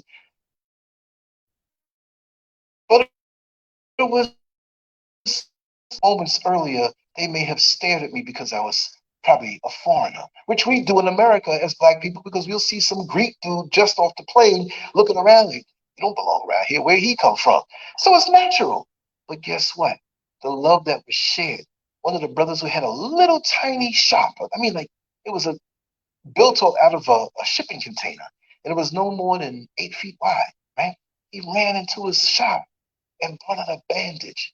This next lady ran into her shop and brought out some alcohol. Ooh, that alcohol was strong and it stung. See, they had brought the band-aids and made sure to clean it up. And I'm sitting there next to the open gutter and they're operating on me out of love. And I didn't want to insult because sometimes when a gesture is done for you, even though a lot of folks try to hustle you out of money now, right? That wasn't the case there. So instead of saying, should I give you some money? That would insult them, right? I've learned that. And sometimes people are like, okay, good, good. But when they really genuinely show a gesture out of love, no money is really exchanged. When it's a real hustle and bustle type thing, okay, cool. I'll hit you off. So I tried to still, I said, listen, Can I get you a malt? Can I get you all something to drink? This is very kind of you. No, my brother, just sit down and rest your leg. Do you have to go right now? I said, no, not really. I'm just hanging out. So wouldn't you believe? I was sitting there for 30 minutes and they were asking me questions about New York City. They were asking me questions about America. And I was engaged in a wonderful conversation with them. And I said, look at that.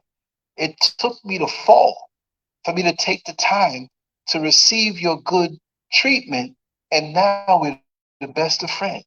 So every time I walk by up there, they say, my brother, watch where you're walking. And I act like I'm falling, right? As a joke. And I'll go over there and sit and talk with them for 10 minutes, whatever have you. You see, the thing is, in America, you have all these different organizations, FBA and ADOS, and I'm indigenous and all this other stuff. Why can't we vibe as brothers and sisters here?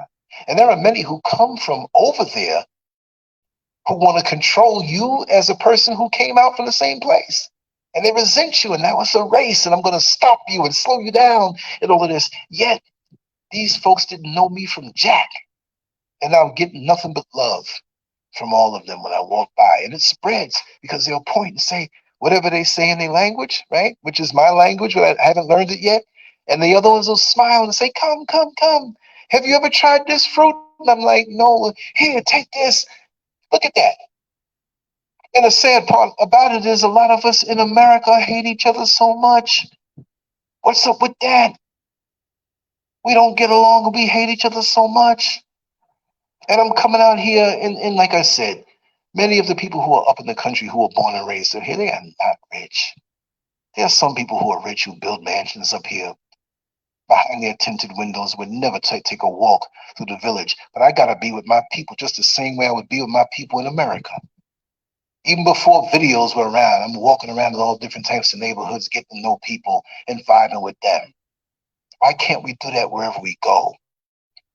Why does it have to be where we're, so separate? Oh, Hope Rice, the only rice I F's with. Well, that message, Hope, yes. Just give me the word and it's a done deal. But why can't we vibe like that? Why do we have to find reasons to be separate? Oh, you think you bad because you live in a better zip code. Or who she thinks she is with that new car. Oh, that man may be fine, but that man was looking at me when I was out there taking the garbage, bending over. He saw this stuff. I know he wanted to jump on. We sick. And let me tell you something. You got some out here who are sick, but you can understand why. With the way the religion has been put on them. And they work on countries, man. They put the propaganda out. Come on, y'all, be honest. If you haven't been to the motherland before, what did you think of the motherland when you were 8, 9, 10, 11, 12 years old? You thought it was a place where all these wild animals running around, biting people up, and girls walking with their titties out? Well, for a man, it ain't a bad thing. You know, I say a joke. But we thought it was like, people from Africa who moved up, African booty scratcher, booty sniffer, whatever we were saying, and we were exhibiting the same behavior to each other that the white man gave to many of us who wanted us away from them, right? Oh, go back to Africa. There ain't nothing over there with flies. Are you hungry? And the food over here is so delicious. I may not have gotten into the cultural food, but the natural food is so delicious. And they put so much against us, and they send their economic, financial hitmen to come out here and make offers to the presidents and the leaders and let them know, listen, you ain't giving no aid to your people, but you're going to let us extract the resources off of here. They can't benefit from it. If they want anything from their own land, basically not everything, they got to come to us to get it. Why are we exporting so much and got to eat food coming in from somewhere else where we got the best soil over here? I never understood that, but I understand it now. It's to keep us subservient to them. Look at France and Niger, right? Burkina Faso. What's going on with Captain Africa? What's his name? Abraham. Follow that, y'all. 35 years old African leader. They want to snuff him for what he's doing for the country. Just like Muammar Gaddafi wanted to do for Libya. And from what I'm hearing, Libya is not doing too good right now, the way it used to be. They don't want us to have what is for us. Even if you live in America, you have a connection here. Yes, you do. Even if it was broken through slavery. I'm in my country. And I have every right to say I'm American also. And anything that's coming to me over there, I'm taking it. Because my bloodline was brought over there to benefit those who were there. So let's get it straight. We didn't think too much of Africa, our Kebulan. We thought the worst. What did we learn in school about it when we were younger? That it wasn't much. But you know how many white folks are moving over here, building beautiful houses on the countryside in the mountains? Look at where my backyard is, man. Look at the bathroom. Every time I go to pee, look at what I look. Do you know what that does to me? Right, Libby Lou. And I'm just seeing this part. If there were any other comments, Libby Lou says, they tell the Africans not to deal with us because we are lazy and violent, blah, blah, blah. If black people in America stopped working for one day, this whole place would shut down. Damn right. And if these countries in Africa with these compromised leaders shut out France, shut out the UK from the exploitation that's going on, the whole world would crumble. Those people who exploit us, their worlds would crumble. But yet on social media, their TV, their news, they're always saying something in a slanted way. And when these folks out here, these oppressors come out here and they see me, they know I got a different look in mine. They look down and look the other way, turn red. Where was I? Oh, I was at the internet spot, MTN. And there was one who was like, he's not acting like the rest of them. He looks like he didn't say this, but you could read her mind. He looks like one of those from back where he came from. So I looked at her, raised my eyebrow, looked at her feet, and looked back at her. She turned her head so fast, all up in her neck, her ear, everything was red. Yeah, they're getting smart. They're learning the secret of coming over here and moving up in the country where it's beautiful for pennies on the dollar. You see, what we bust our behinds and work hard for, I know it's not for everybody to come out here. Like I said, sometimes we have special needs children, elderly, parents and grandparents that really can't make the trek. You're way up here. This is still where you have to be, because they have hospitals all around here. And they have really great hospitals. The one that I like is a couple miles away from here, down in the crop. Now, maybe I'll find myself somewhere else when I'm 85 years old. You understand what I mean? But what I'm saying is that it's not for everybody. Do you want to take your children from learning, you have them travel, maybe you get a place out here, maybe a small place, and you run it a certain way, like an Airbnb, is still staying in America, but you have your kids come out and learn the culture, learn something different, and they can still get the best of over there and come over here and benefit the people over here, benefit themselves out here, because there's a lot needed. When you have real specialty situations going on, how come it's got to be somebody else? And we do have a lot of great dentists, great doctors, but a lot of them are compromised because they want that money. So they go to the UK and practice, or they go somewhere else and practice, But at least not to be European minded, which many of them are, see? And the way the religion has us and stuff. So there's barriers that we have to break down. There's so much to break down, but we can do it. Even if it's not in my generation, you got to think beyond your generation. And it's the thing with many others, how they set their children up to excel. Let's just talk on the level of money. I'm just babbling, man. I was supposed to be going a long time ago. We'll ride a little longer. Let's just look on a level of money. You see, like Sister Hope Rice is setting up her business and doing what it is that she has to do. Why does that have to die with her? I hate to use that word. She will transition. We all transition. What I'm saying is that we are all millionaires. Some of us will get there next week. Some of us will get there in 5 years. But don't go crazy if you didn't get there in your lifetime, but in your bloodline, you will. You have to think long term. You have to think long term. Well, Scurvy, man, you making all this content, man, but you ain't getting no big money from it. No, I'm not. I'm not getting any money from this now. You know what I mean? But is it going to stop me? Because it's my content, and my children will benefit from it as I start kicking out books and things or whatever. Maybe the stuff that you put out or the stuff that I put out will be something that will be studied 200 and 300 years from now, to study this time period about the mass migration of American Africans back to the motherland, the same way that blacks from the South move north, and then so many are moving back south. That movement, this will be studied. If I draw a caricature of a joke of something in this movement, they'll study it just the same way they go back to periodicals, newspapers back in the 1700s to understand what was going on in America between the people. And this illustration represents what was going on with the mind of the people, whatever. You see what I mean? It reflects your experience. And see, we have artificial intelligence coming out now. And people now write articles. They just put in the information what they want. I want it in 10,000 words. I want 50 bulleted points. It's like ordering fast food. And you know what fast food does to your mind or your body? And AI is going to do that to your mind because you don't have to think.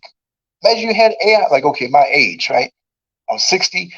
So going back in the 70s, late 60s, 70s, up into 81 when I was in high school, imagine I had AI then. I'm handing my homework in before the class is over. Well, how did you do that, SCURV? I'm just brilliant that way. It's perfect. It's written out perfect. How did you do this? I'll give you some punishment assignment. You know, you in your second period or third period of school or whatnot. By the time lunchtime comes, here it is. How did you get it done so fast? But guess what? I didn't have to think. So this is why artificial intelligence can aid you in certain, I said aid, not aid you. Or maybe it ages you too, right? You got to work your brain. Your brilliance comes out in that. But here it is. And I don't know how I got on the subject, but I want to stick to this part in. With artificial intelligence, it can, and I've said this before on one of my shorts, it can never whip you. Artificial intelligence can't whip you in the respect of you telling your own story, telling your own experience. Huh? What if I put in, and I'm being funny, because I never caught a venereal disease or any kind of sexually transmitted diseases in this life, but I'm using this as an example. AI, yes? Tell me the time back in 1986 when I caught an STD doing them threesome with two girls that I ain't know. It couldn't tell me. Now, don't soundbite me on that because I never caught no STD. I did that other stuff, but I never caught no STD, right? So keep it original. Keep it you. They can extract from what you put out there and spit it back, but it's your information, it's your story. So you have to keep anything you share as a post or you have a blog on your experience, because AI can't touch it and they don't have the legal right to touch it. It's your stuff. But if you go and make AI write something for you and put it up, it ain't you. You see what I mean? So be original. Be original. As Black people, we need to be original and go back to the original source. Like Brother Holla, rest in power. He always said, Sankofa, Sankofa. Bring it back to the original. So he's one of our ancestors now, and I talk to him every day from my spirit as I look over. He always wanted to come here. He was planning to come here, but I guess it wasn't meant to be, but it's here physically now. I mean, spiritually now. There's an ascension. And we need to know that and not be scared of these little threats. We're going to eat, we're going to live, we're going to be strong, and we're going to carry on because we are the original and the strongest and the ones who are designated to be on this planet. This is our planet. How dare they want to make these false boundaries and call us different names, and this one's got Ghanaian and this one's Nigerian, and have them fighting against each other. No, man. Who made them boundaries?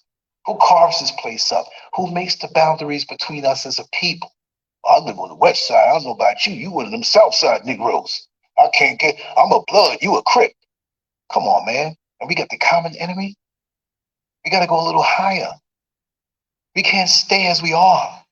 We'll never get anywhere. We got to find that still place, because the answers we seek will never come until we find that still place within ourselves to realize who we are for each other, and then we can join. But the game is to keep us apart.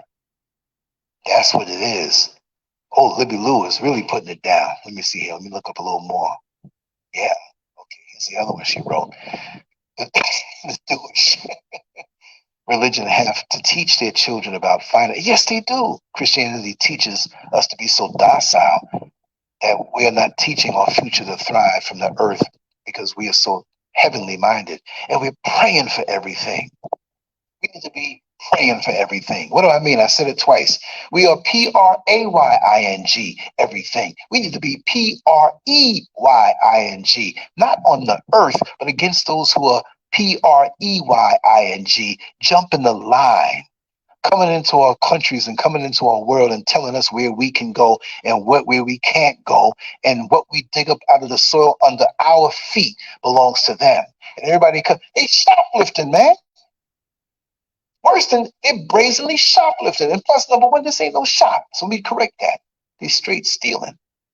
You see what I mean? They straight stealing. That's what they doing. I think I have a little, did I have a connection problem here? Well, there's a call coming in. Of course, there'll always be a call coming in. Okay, I'm back. All right. I had a call. Somebody rang the phone. I just cut it off. Let me know if you can still hear me. Yeah, we're alive. We're alive. I forgot to mute that bad boy, right? But it's something how, okay, let me switch this here.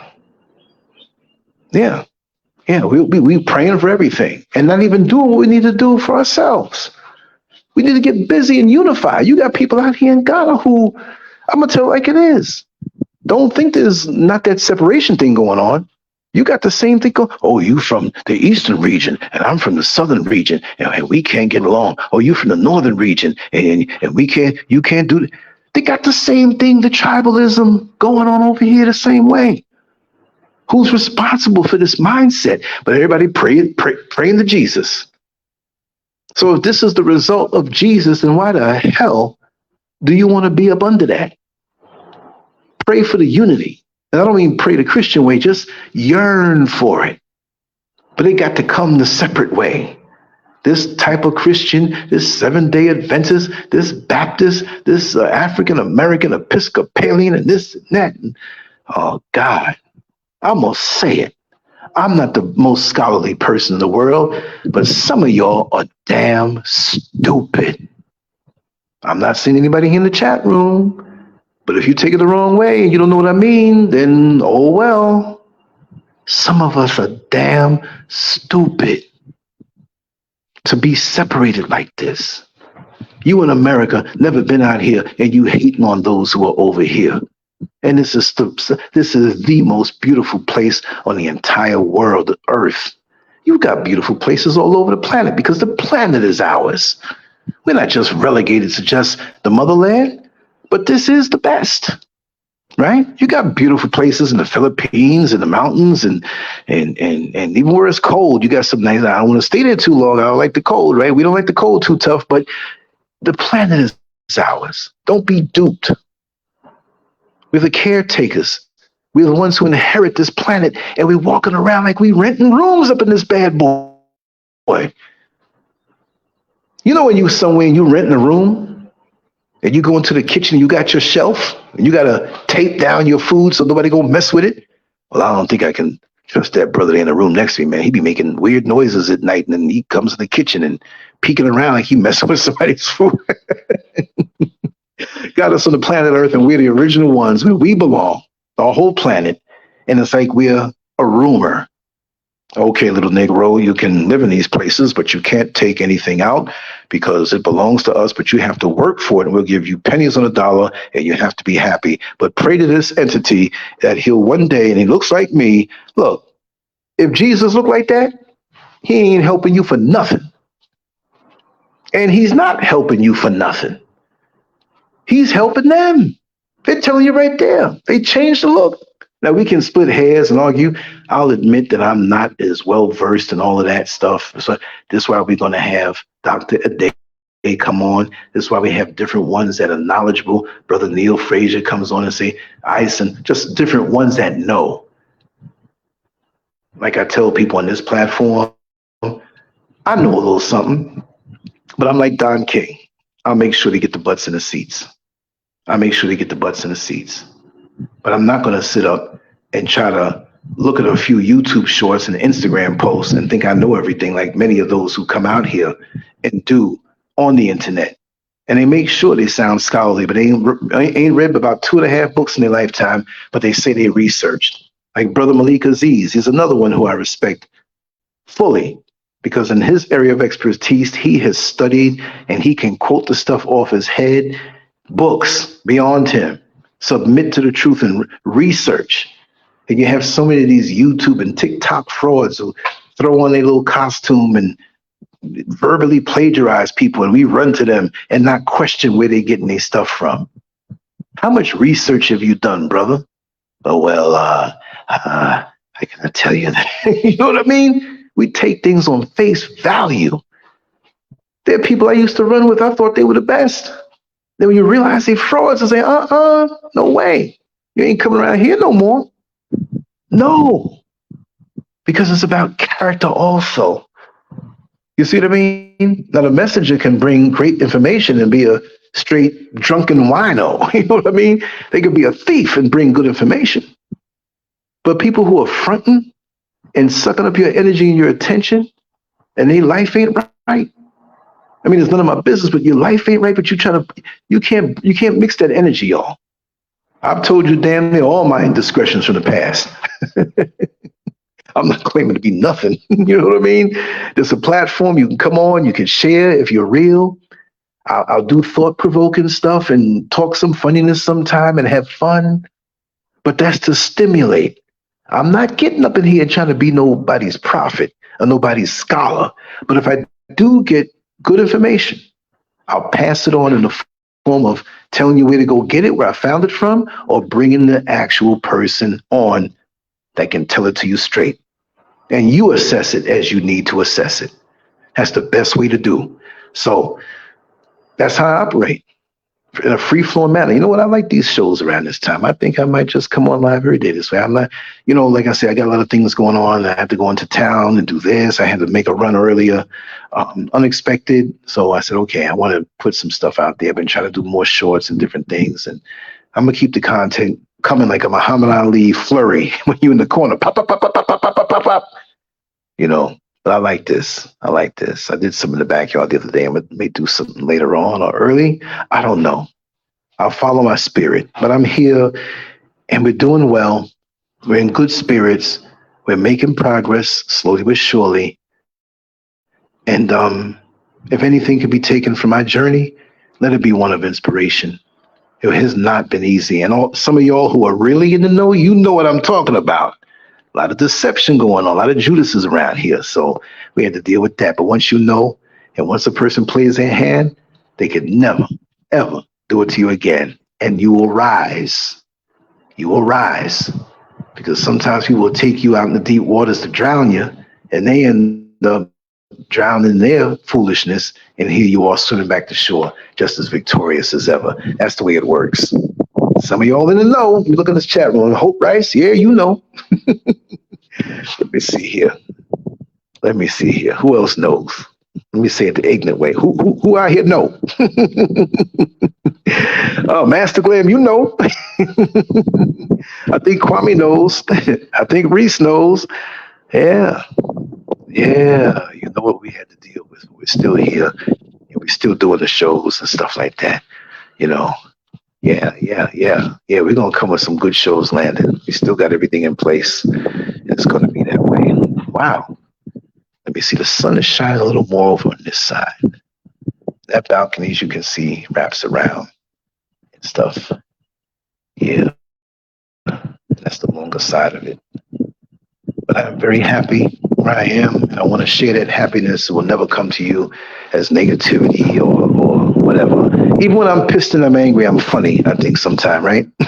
Scurv going off tonight, but boy, he might be a little mad, but he's funny as heck. I'm going to be me. I'm not going to try to be nobody else other than myself. I'm not going to try to remake myself to follow behind nobody else or And that's what I encourage you to do. There's a beauty to you being yourself. You are made the way you are for a reason. Please don't mess up the original.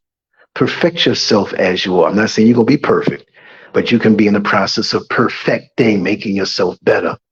When I talk to Sister Hope, it's like she's so unique. When I talk to Master Glam, she's so unique. Naima, she's so unique. Everybody who's here, Libby Lou Landon, everybody who's here, so unique in their own way. They carry the positive energy with their own flavoring on it. You know, back in the day when I was into eating heavy chicken, and you on the highway going down to the state, you say, let me pull over, you know, and get something to eat here at the rest stop. You see all kind of white people in the chicken spot. I'm like, this is weird to see all these white folks in the chicken spot, and there's some generic chicken with some weird name. Houlihan's chicken. I don't know. I just made that up, right? And you see some little bird and whatnot, and you go in and you eat it. You're like, oh man, this is not bad. And the white folks eating it too. Because you know how they do their chicken different. It's like dry and don't have no flavor. You know what I mean? All light and whatnot. You eat and you're hungry. You eat this stuff. So it's being unique. So the way you flavor the truth, because it is still the truth, may be a little different than the way I present it. But truth is truth is truth is truth. And no matter how you slice it, it's always going to be truth. You know, it's just a beautiful day. And I'm glad that I made the decision to come up here and do it like this. I could have sat around a table and just, you know, put the green screen up and no. Sometimes you want to have the background with a little realistic something. And I'm going to be presenting different backgrounds and even doing shows other places. Walk up on the side of the road by the mountain and let you see how far we can see. I put something up on Patreon that, you know, me and Mr. SCURV took a walk. Okay, we walked all up the mountain and everything and showed you how far. Just walked into town. And really, the town here close by is nondescript. It's the real, you know, and it's the beginnings of the real that when you go way out hundreds of miles, right? Because you ain't seeing no McDonald's up there. You ain't seeing no Walmart up there. You're not seeing no Target up there. You ain't seeing no, oh God, just the stores we're used to, right? You ain't seeing no stores right in these parts up here. But you had little shops, little thing.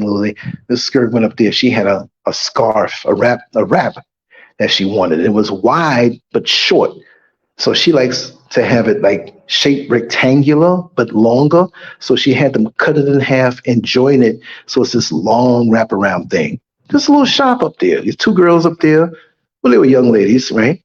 And she explained what they wanted and they didn't even charge much. And she gave them a little extra. And she got the wrap she wanted. You know, when you talk to people, you can have a nice life. Now, if you going up there looking for cheese doodles, I don't think you'll find them. No, you might find a shop that has it up there now. You know, they got their little sodas and snacks and stuff. But over here, like you have different, you know, might be a different company and it may not be from America. It might be, you know, cheese snaps or something. It's like,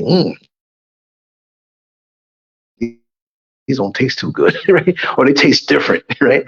So it's just a matter of adapting, but I wouldn't trade this for nothing in the world. I can't say that. If you gave me $1 billion, I wouldn't sell my soul for, but I know what I can do with that $1 billion and take it and do something. But other than that, I'm not a whore for the common things. For me right now, like they say, when a man gets to a certain age, that's when he begins to know how to live. And I feel I'm there already. I feel that, you know, I'm in that place already now where I'm feeling settled, clear in my spirit. Toxicities are out of me, and I'm not allowing them in. So any aggressions done to me or spoken about me, go ahead with it. I got other things to do. I got stuff to leave here on this earth before I transition, and I'm enjoying it. And now it's free sailing. It's the feeling of when you come out of a traffic jam and you look, you say, man, I've been sitting in traffic for 20 minutes. Man, it was jammed. I thought it would never end. And you finally get into the clearing on the highway and you put your music on and it's just, you're flowing like, yeah. It's the feeling of being constipated and being free after that, you know? And you're like, yeah, I feel so light. So too many of us are spiritually constipated. Too many of us are emotionally backed up. You can against your adversaries because you're moving freely and you can read their spirits like a cheap novel. Read their spirits like a cheap dime store novel. Not only read their spirits, but you can read their mind. Little disruptions they want to throw in your way when they see you making progress. We'll do a conference call and I'll update you on the happenings like that. We'll do it in a private way. But, I got to get ready for Sister Day. I have to talk to her to see how she wants to do this. And I got a little work to put in. She wants her bullet points put up, a certain way. I'm going to suggest we do it scrolling across the bottom. So I want her to copy and paste, send me those things, and I can get it set up so you can actually read what she's putting out, So yeah, it's a beautiful thing. It's a beautiful thing. So, I'm going to get ready to leave. And I just want to say that I love you all. And what time is it now? Oh, man, it's 5:05 over here for me. So that means on the East Coast, it's 1:05. I need to jump back to 1:05 and get a couple more hours. No, I'm all right. The rhythm that these hours dictate to me, and to be vibing with the sun and in nature and stuff, has really gave me a mental, physical, and spiritual tune-up. And I'm just so happy for that. And I just want to share that happiness with everybody here. So even though it's tranquil and we're in the trenches, don't forget that we are in a war, but it doesn't mean you always have to have the war mentality when you get home and recharge like a cell phone on the charger. The more peace that you can have within and extract from the world as it gives it to you, it will feed you in rough times and keep you strong to the point where your enemy will wonder, what the hell is keeping them up? How are they so strong? I've thrown everything I had at them and they're still doing what it is they do. Because we are connected to something else that they have no clue about, and they are not able to connect with that, with the kind of spirit and mentality that they have. You see what I mean? They'll try to act humble to the rest of the world, but you already know what you're dealing with. And don't even bother with those entities. You don't want to make your filters clogged up. You want to keep your filters clear, and that's what it's all about. Anyway, much love to you all. LANCESCURV out. Salute to my brothers. Much love to my sisters. It's been wonderful. I said I'd come up here for 15 minutes, but we're right up on 2 hours. Y'all know how I do. I don't know. If I don't shut up now, we might be up here for another 4, but it's always enjoyable. And I want to get more of these in. And then eventually, when everything is super settled, I want to get it in when you know what time it will be every single day, because I have no problem running my mouth every single day. We'll get into stories and things that are happening in current events and stuff like that, and just flow. You know what I mean? We'll do it that way. Okay? So anyway, much love to you all. LANCESCURV out. And I will talk to you on the next one later on tonight. Peace. This is Oscar the Lawyer. You're listening to the LANCESCURV Show. For the thousands in attendance and the millions watching around the world, ladies and gentlemen, let's get ready to rumble! 'Cause it's a war on the real, baby, look outside. A war on the real, baby, look out. 'Cause it's a war on the real, baby, look outside. A war on the real, baby, look out. 'Cause it's a war on the real, baby, look outside.